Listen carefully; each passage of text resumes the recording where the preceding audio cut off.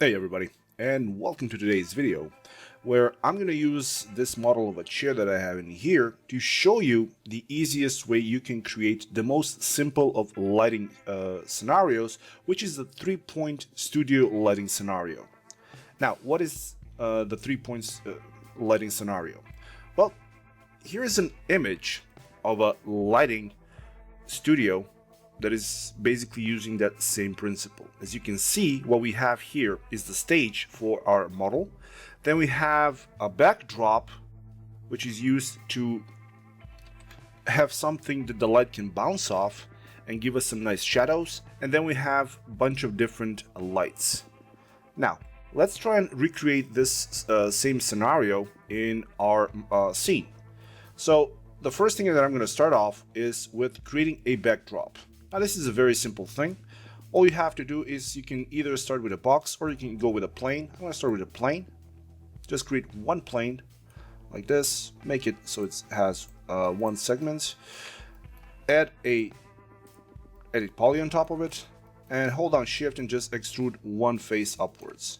And this is pretty much all you need to do. Now select this bottom part in here, and if we compare it to our image here, you're going to see this thing is curved. So making that curve is pretty much simple. So all you have to do is just chamfer this thing around, give it a few more segments, and just so you make sure that everything is smooth, toss on a turbo smooth on top of it.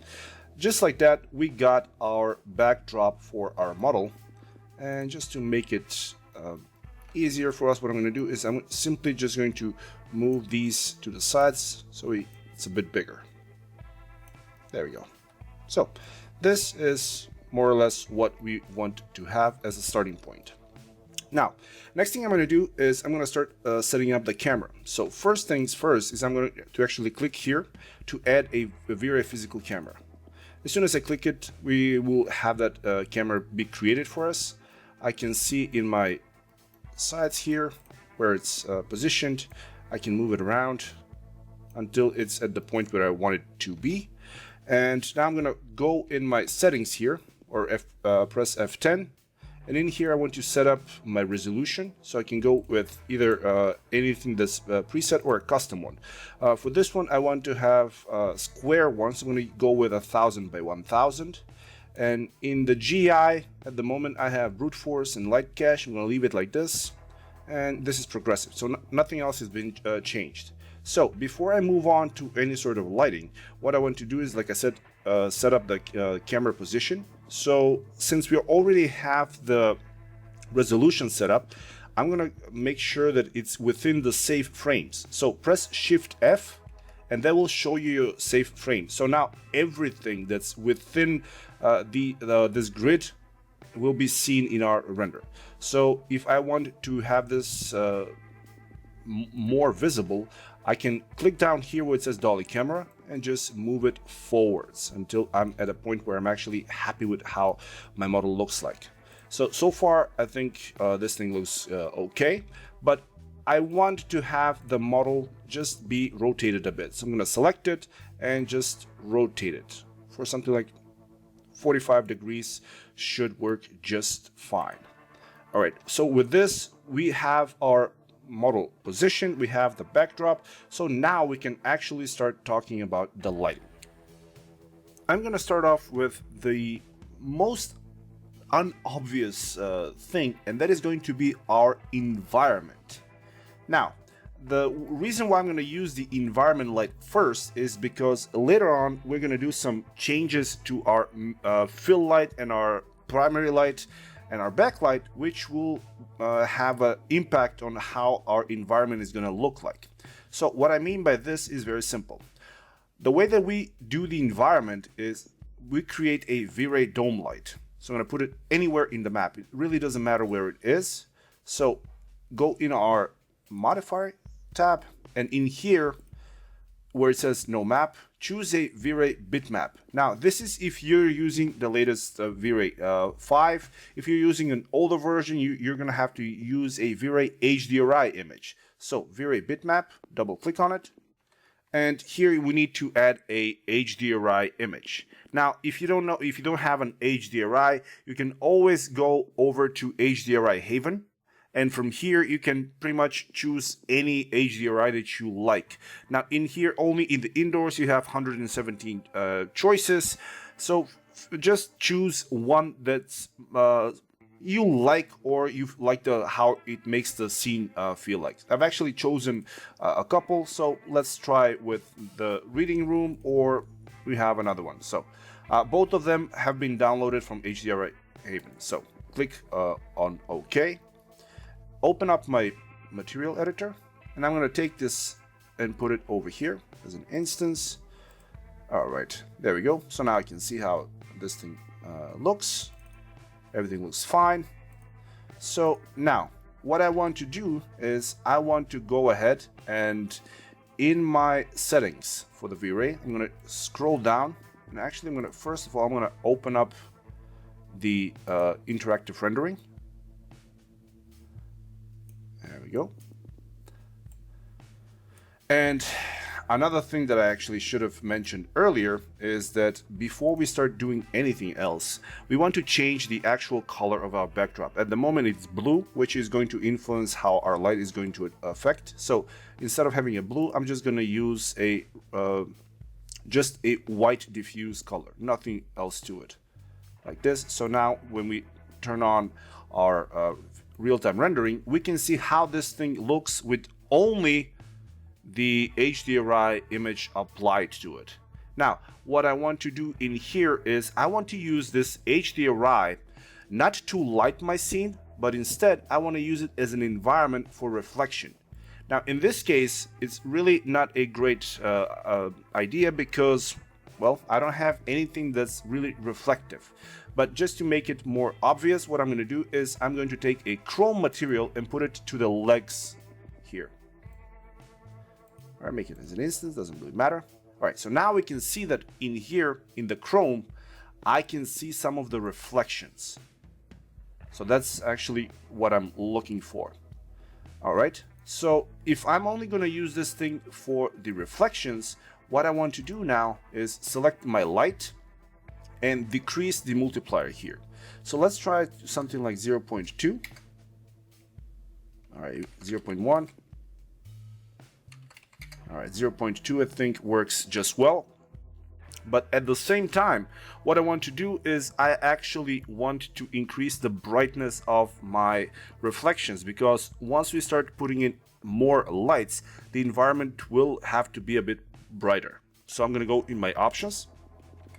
And in here where we have effect specular, since I've actually reduced quite a bit of the multiplier, I want to bring in that same shine that we had previously.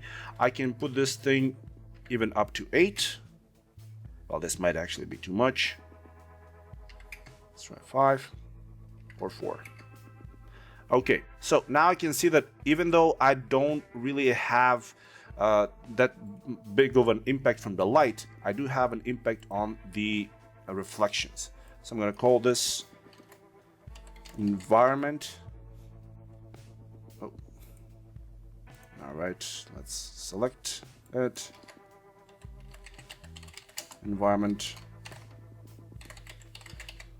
reflection. All right, environment reflection, and turn it off. Next one, we're actually going to put our main light. Now, when we're creating our main light, what we need to address first is what sort of a light we're going to use. For example, we can use a regular V-Ray plain light, or we can use a circular light. Now, if you're going to use any of these, they're going to have a different look. Now, in our case, we want to have a circular one or round light.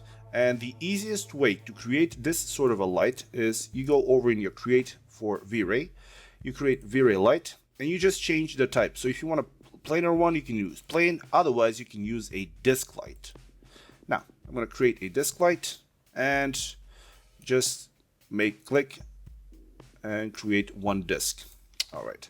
So when we have it like this, we can rotate the light around until we actually get it to a point where we are happy with it.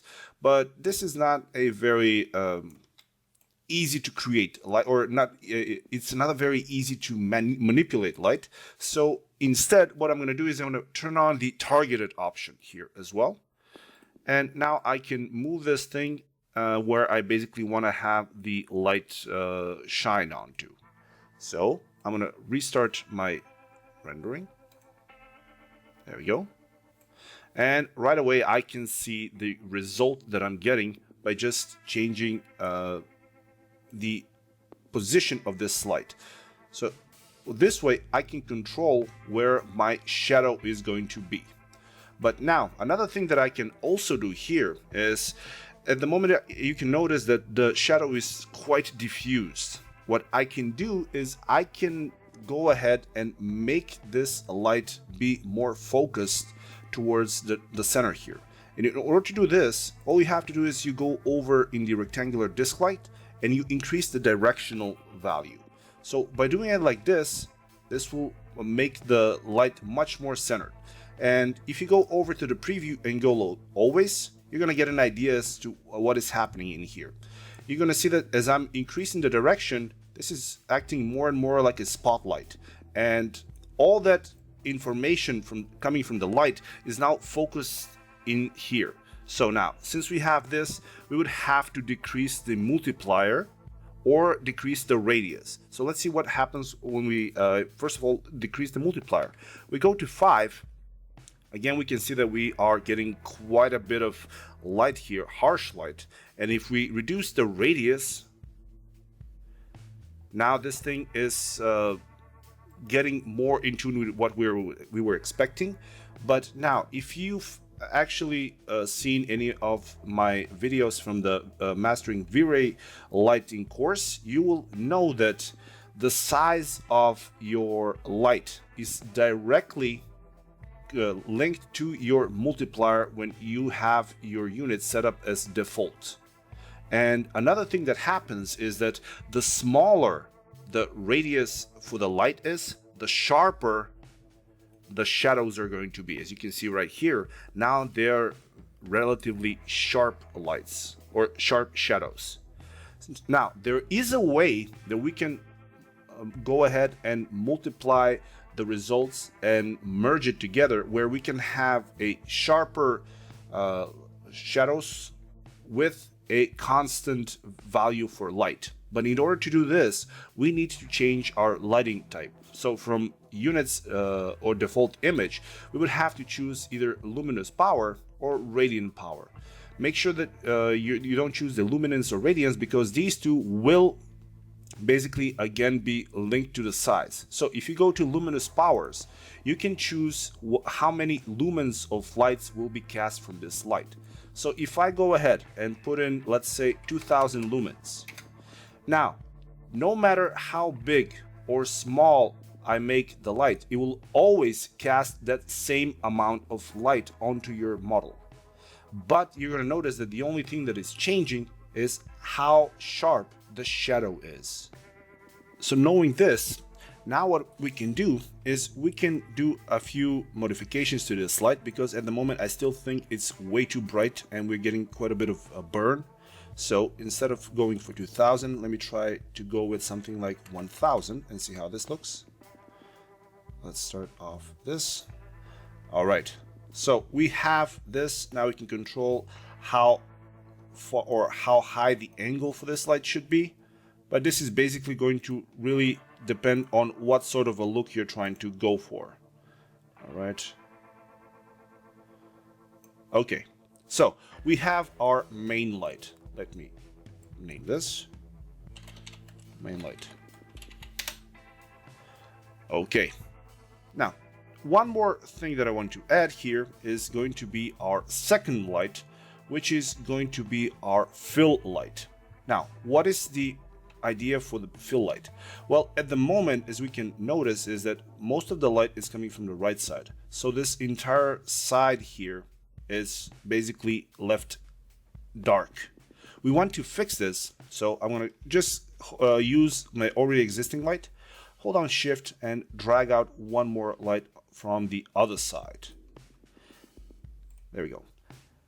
I'm going to turn off my primary light just so we can see the effect from this light. Now, important thing about this is that we want to make this thing a weaker light. We don't want them both competing for the highlights. So for this one, I can go for something like 500 or even lower, maybe 250.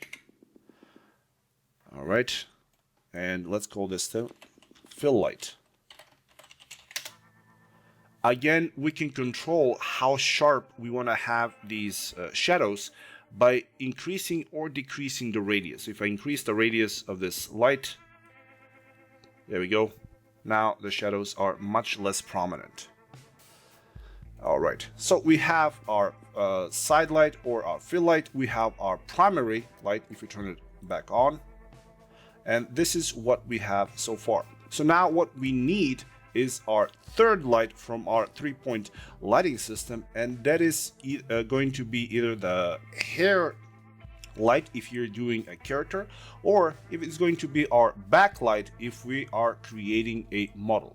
Now the idea behind the backlight is it will give us a highlight on the backside over here or on the rim of the material or the model that you're trying to light up, which will help emphasize the corners and the shapes. So for this one, what I'm going to do is I'm going to just create one more light. I'm going to hold down Shift again and use the already existing light and put it over here. And like the name implies, it's a backlight. So what I would like to do is just put it behind our model. But at the moment, if we take a look, we're going to notice that, let me just go something like this. It's behind our backdrop. So in this case, what I want to do is I want to go ahead, select this light in the exclude, select the plane, and exclude it from both the shadow and illumination casting, and click OK. So by doing this, now this light will only light our chair. I'm going to call this backlight. And now just so I can see it easier and control all my lights, what I'm going to do is I'm going to open up my V-Ray light lister. And in here I can see all of my lights that I've added so far in my scene. So I have my fill light, main light, and the backlight. Alright, so I'm going to restart the interactive rendering again. There we go. Now I'm going to turn off my main light, turn off my fill light, and now my backlight is only lighting up some of the corners of my chair. So now I can start moving it around until I get it to a position where it's giving me what I expecting to get out of this thing. Also, if you see your backlight in the actual render, just go over in the option and make it invisible. This will make sure it's hidden. All right, so I can see in here that on the corners here, I'm getting a nice highlight coming from this. And I can move it around until I get it to a point where I'm actually happy with how it looks. And I think that this looks rather okay. I might increase the multiplier.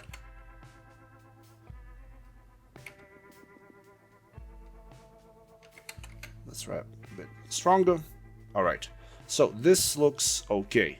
If I turn on my main light now, along with the fill light, I'm slowly starting to get a nice lighting scenario for this chair.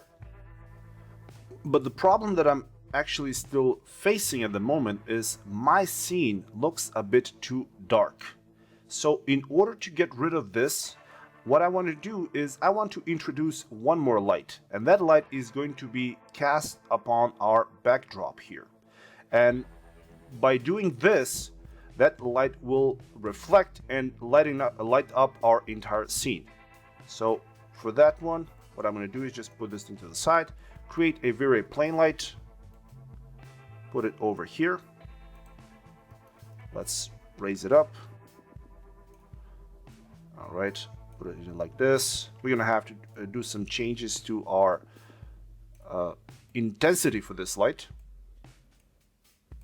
All All right, let's reduce the intensity. At the moment, it's way too much.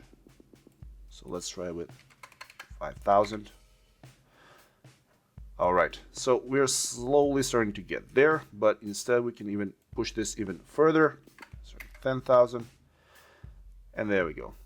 Now I can move this thing just a tiny bit to the back so I don't have that burnout over there. But now the thing with this light is that the more brighter you make it, we can even make this thing span a bit bigger, like this. And now what you can notice is that this light that we just added in here, let's call it backdrop light. This thing is helping us light up our entire scene, and at the same time, it is giving a illusion as this scene or this backdrop doesn't have an end. Like we have this thing on a endless plane, which is really nice. So what we're seeing here at the moment is our scene lit up with our main light, our backlight, our fill light, and now it's being helped with our backdrop light over here. And the only thing that is actually missing out from this at the moment is that if we zoom in on our legs, or pretty much I'm going to zooming in onto the legs because this is the only reflective material that I have in my scene. What I can notice is that here I have a lot of dark spots here. And the reason for this is that the environment at the moment is still just black. And if we go ahead now and simply select the first light that we created, the HDRI, and we turn this thing on, this will help us with the environment reflections. Now we can see that this thing looks like it has something to reflect. And since we increased the effect specular to 4, if we leave it like this, we're gonna see much more reflection. And if this thing is looking that it's too bright, we can always tone this thing down to a point where it actually starts looking like a realistic model would look like. Now, leaving it like this looks okay. If I go and just change the legs to the original color, we can see that we have a pretty clear model rendered in a studio environment with the most simple of rendering techniques with a 3-point lighting system. So in this video, we saw how to set up the HDRI that we can use for environment reflection. We saw how to add in the lights, how to make them have a directional effect. Then we also saw how the radius and the multiplier can be unbound, so you can have different shadows depending on how big your radius is for your light. And then in the end, we saw how to bring everything together in order to get a very clean result. So with that, hopefully you will know how to achieve this sort of a result for the next time you need to render one of your models. So all in all, I hope you guys had fun and you managed to pick up some new tricks here and learn something new. If you would like to support me, you can click the join button and the direct links will be in the description below. And the most helpful thing you can do is always just click the like and subscribe buttons and comment below in the videos. And as always, thank you very much for watching, and I will see you all in the next video. Bye-bye.